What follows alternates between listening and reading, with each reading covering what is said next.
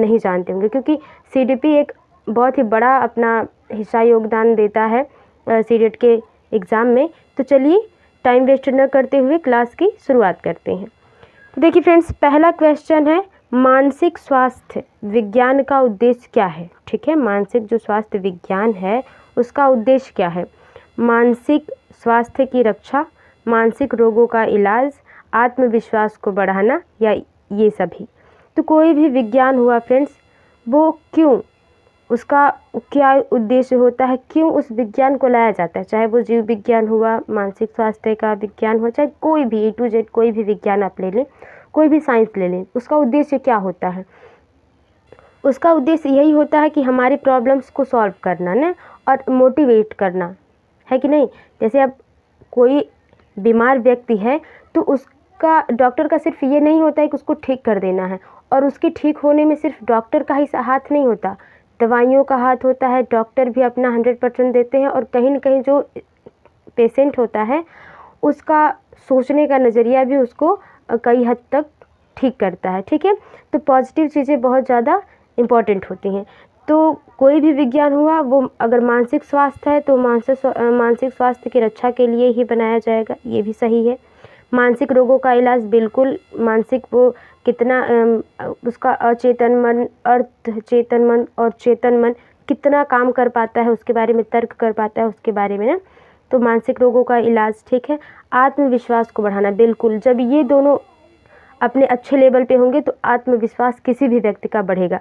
तो ये तीनों सही हैं, तो इसीलिए चौथा ऑप्शन आपका बिल्कुल सही और सटीक हो जाएगा कि जो आपका मानसिक स्वास्थ्य विज्ञान है उसका ये सभी हैं, ऊपर के ये जो तीनों हैं इन सभी का उद्देश्य है मानसिक स्वास्थ्य विज्ञान का। ठीक है ना, आई होप आपको मेरी बात समझ में आई होगी फ्रेंड्स।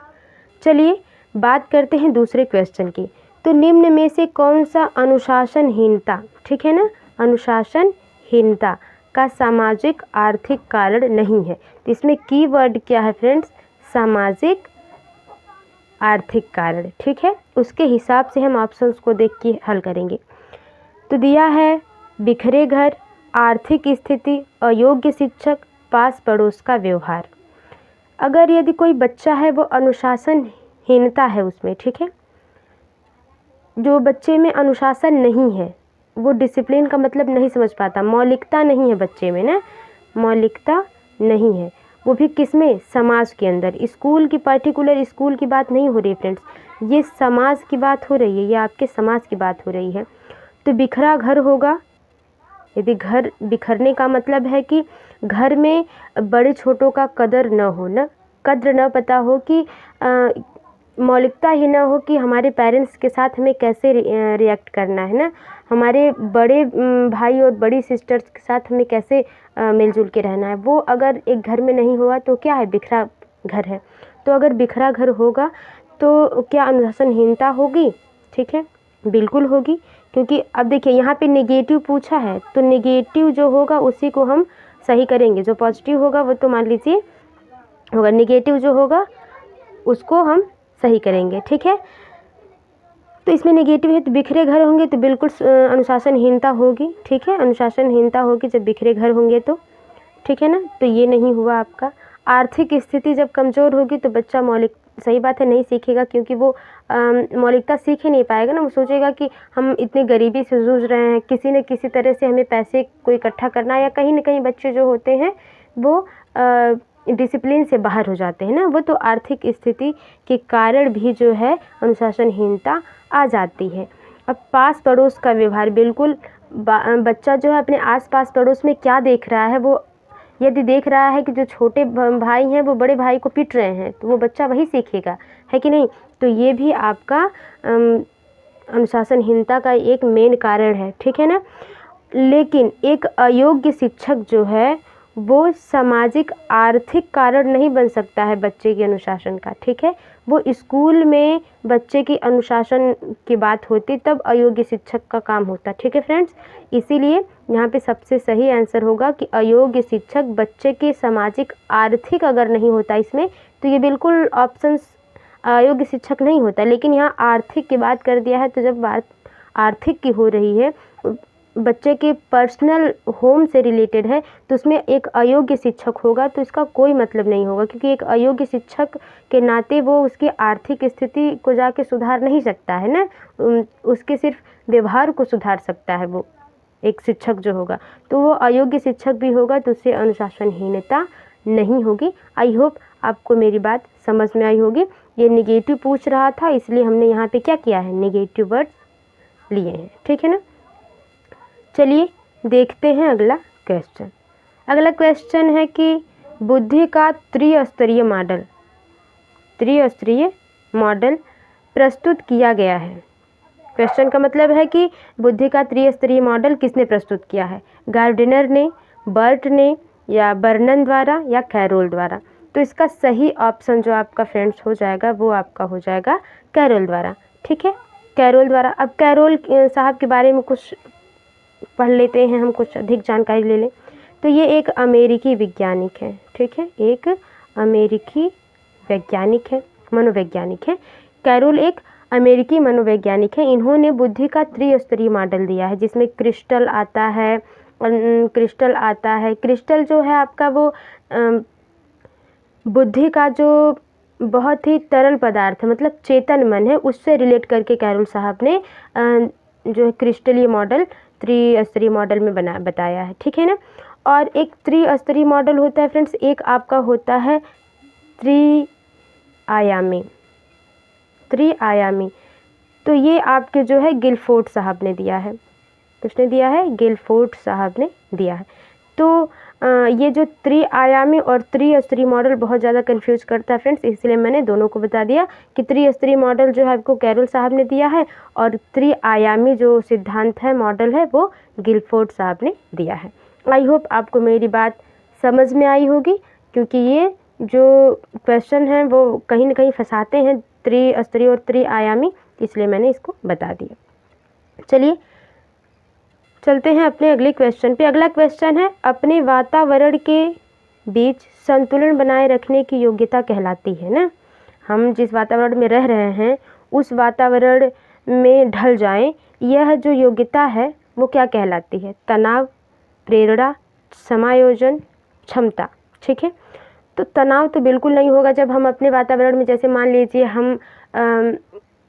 हम अभी इस टाइम जो है टीचिंग में है, ठीक है ना, टीचिंग में है, हमारा जो वातावरण होगा वो पुस्तकों का होगा ना, कि हम पुस्तकों के साथ रहना और बुक्स पढ़ना, न्यूज़पेपर्स पढ़ना, मतलब शिक्षा के क्षेत्र में हम हैं तो हमें उन्हीं प्रकार की रिलेटेड चीज़ें अच्छी लगती हैं। लेकिन अचानक से ये हो गया कि हमें अब डांसिंग स्किल्स में जाना है ना, कि हमें थोड़ा सा इंटरेस्ट डांसिंग में भी है, सिंगिंग में है मान लीजिए, तो हम उस एरिया में जाएं और ढल जाएं ना, डांसिंग क्षेत्र में जाएं और उसमें क्या हो, ढल जाएं, तो वो क्या हो जाएगा, तनाव नहीं होगा कहीं ना कहीं, क्योंकि कहीं ना कहीं हमें पसंद है तभी तो हम उसे अनुकूल कर रहे हैं उस वातावरण से, तो तनाव नहीं बिल्कुल हो गया, बिल्कुल भी नहीं। प्रेरणा, बिल्कुल ही प्रेरणा मिलती है जब हम कोई नया वातावरण में, किसी नए वातावरण में जाते हैं और उसमें ढल जाते हैं तो प्रेरणा मिलती है, सही बात है। लेकिन वो क्या कहलाती है, वो योग्यता क्या कहलाती है फ्रेंड्स, तो प्रेरणा भी नहीं होगा, क्योंकि जब हम ढल जाएंगे तो हमें अंदर से मोटिवेशन मिलता है, तो वो एक प्रकार का कोई मतलब नहीं हुआ। क्योंकि हाँ, ये रहेगा कि हमारे अंदर प्रेरणा रहेगी, हमारे अंदर मोटिवेशन रहेगा, तो हम उस जिस काम पे लगे हुए हैं उस काम को आगे बढ़ा सकते हैं। लेकिन कह रहा है वातावरण और खुद के बीच संतुलन बना लेना, इस योग्यता को क्या कहते हैं, तो इस योग्यता को कहते हैं आप समायोजन। क्या कहते हैं, समायोजन। समायोजन का मतलब है कि आप अपने मानसिक स्थिति और जो आपका आस पास पड़ोस का वातावरण है उसमें आप समायोजन कर पा रहे हैं, ठीक है। जैसे एक छोटा सा बच्चा है, उसने पहले देखा कि जो चार पैरों पे जो चीज़ें चलती हैं, जो जानवर चलते हैं, वो क्या होते हैं कि मान लीजिए उसने बिल्ली को देखा चार पैरों से चलते हुए, तो उसने कुत्ते को भी, काले कलर का कुत्ता है तो उसने कुत्ते को भी कहा कि ये बिल्ली है, ठीक है। लेकिन रहते समय वातावरण में ढल जाता है बच्चा और वो समझ जाता है कि चार पैरों पे चलने वाली जो चीज़ें होती हैं, जो जंतुएं हैं, वो सभी एक समान नहीं होते, सब अलग अलग हो सकते हैं। तो वो बाद में समायोजन कर लेता है अपने वातावरण से, अपने आसपास पड़ोस से, कि जो ये बिल्ली है ब्लैक कलर की, भले चार पैरों पे चलती है तो क्या ये बिल्ली है, वो भी कुत्ता है, क्यों, क्योंकि वो चार पैरों पे चलता है, लेकिन उन सब के आवाज़ में क्या है, डिफरेंस है ना। तो आई होप आपको समझ में आया होगा कि बच्चा वो क्या कर लेता है, समायोजन कर लेता है। तो वातावरण और खुद के बीच संतुलन कर लेना ही क्या है, समायोजन है। आई होप आपको मेरी बात समझ में आई होगी। चलिए चलते हैं आपके अगले क्वेश्चन और सबसे महत्वपूर्ण क्वेश्चन पे। टीईटी का संबंध है, ठीक है, टीईटी का संबंध है बुद्धि परीक्षण से, व्यक्तित्व परीक्षण से, स्मृति परीक्षण से, विकास सिद्धांत से। तो विकास सिद्धांत तो बिल्कुल गलत हो गया, इसको पहले काटिए। अब परीक्षण से बात करते हैं, क्योंकि टीईटी क्या है, एक परीक्षण है। अब टीईटी के बारे में थोड़ा सा बात कर लें, उसके बाद आंसर की बात करेंगे। टीईटी का फुल फॉर्म हम देख लेते हैं पहले, ठीक है। टीईटी का फुल फॉर्म है आपका थर्मेटिक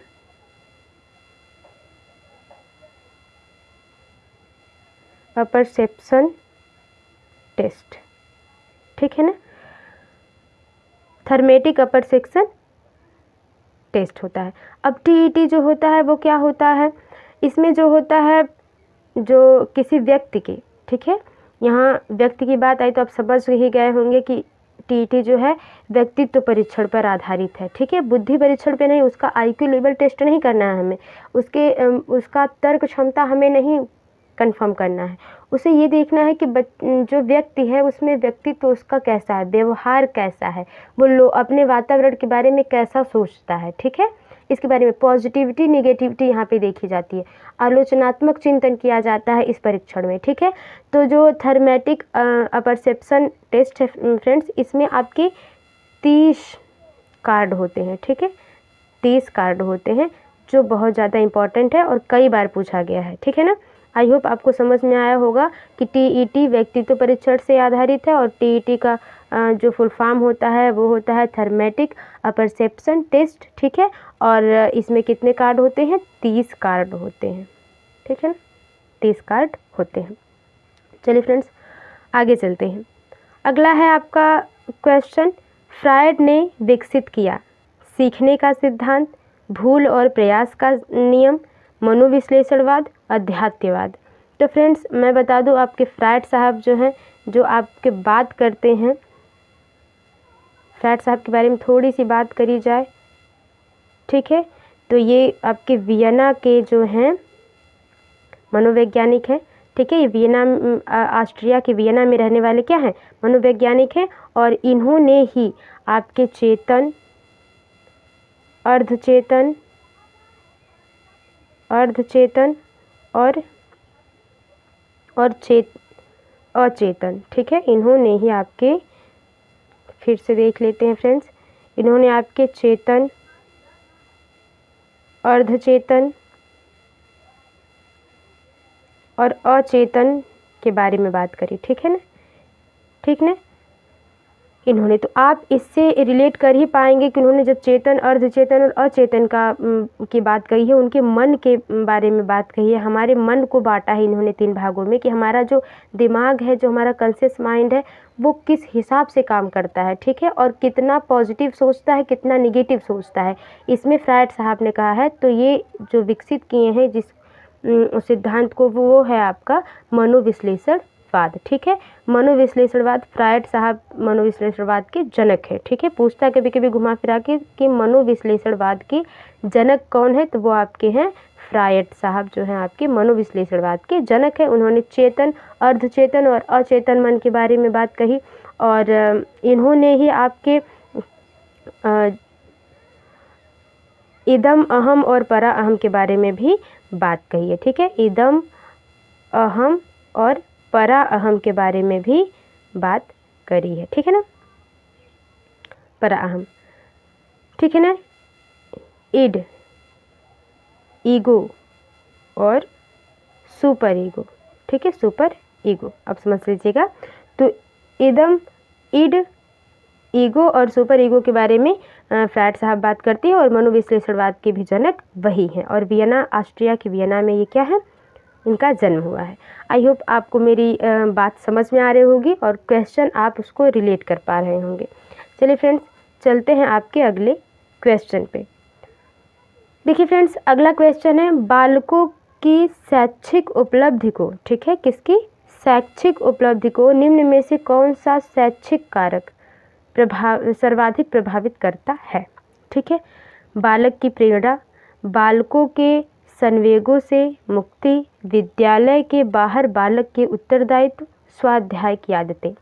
ठीक है, कहने का मतलब है जो बालक है वो शिक्षा में उपलब्धि कर पाता है कैसे, सबसे मेन जो उसका प्रभावित करने वाला कारक कौन सा है, किसके प्रभाव से बालक अच्छा पढ़ लिख पाता है ना, अपना अच्छा प्रोग्रेस दिखा पाता है विद्यालय में। ठीक है ना, किसके प्रभाव के कारण। ठीक है, बालक की प्रेरणा, उसकी जो रुचि है, उसके जो संवेग है, या विद्यालय के बाहर जो उसके उत्तरदायित्व है, अपने माता पिता की सेवा करना और भी सारे वर्क हैं वो करना, या स्वाध्याय की आदतें, मतलब सेल्फ स्टडी की आदत जो है, क्या बच्चे में जो है शिक्षा का एक अच्छा उपलब्धि है।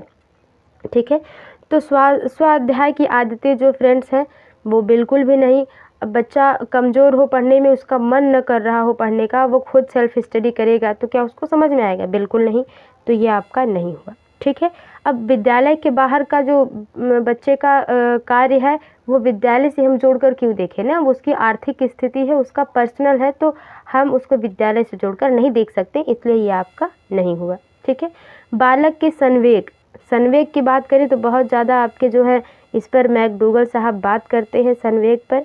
ठीक है, मैकडूगल साहब जो है इन्होंने बालक के संवेगों को, व्यक्ति के भी सभी संवेगों के बारे में बात करी है, और मैकडूगल साहब ने जो है मूल प्रवृत्तियों के बारे में बात करी है, और इन्होंने सबके अलग अलग मूल प्रवृत्तियाँ और उनके अलग अलग संवेग के बारे में बताया हुआ है, जो आप ज़रूर पढ़े होंगे तो आप समझ रहे होंगे कितना इम्पोर्टेंट है ये। लेकिन सबसे ज़्यादा जो है प्रभावित करेगा बच्चे को उसके शिक्षा में, वो है आपका बालक की प्रेरणा।